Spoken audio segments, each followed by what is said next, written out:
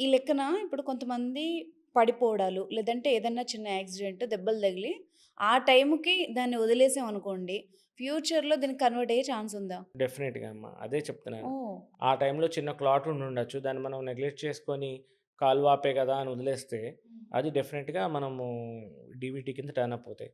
కామన్‌గా ఆర్థోపెడిక్ ప్రొసీజర్స్‌లో పిండి కట్టేసి వదిలేసిన తర్వాత వాళ్ళ కాలు వాసిపోతది. ఎక్కడో నొక్కుడు పడి. సో, కామన్‌గా ఈ వీళ్ళలో కూడా కామన్‌గా చూస్తుంటాం మేము. మన కట్టు వేసి వదిలేస్తారు కదా! ప్లాస్టర్ ఆఫ్ పారిస్ కట్టు. అది వేసిన తర్వాత కూడా కాళ్ళలో కదలికలు ఉండవు కదా!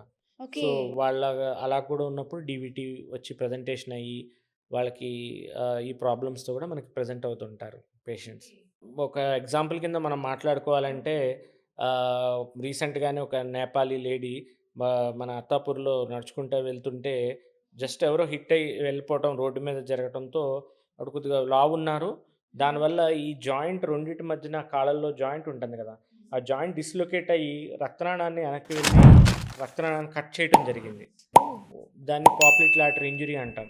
దాంతో పాటు వెయిన్ గూడా డ్యామేజ్ అయిపోయింది. ఆవిడకి డీవీటీ విత్ పాప్లిక్ లాటరీ ఇంజ్యూరీ అనేది రావటం జరిగింది. ఆవిడకి వెంటనే మనం బైపాస్ సర్జరీ చేసి ఆ కాలు పోకుండా కంప్లీట్‌గా కాపాడడం అనేది జరుగుతుందనమాట.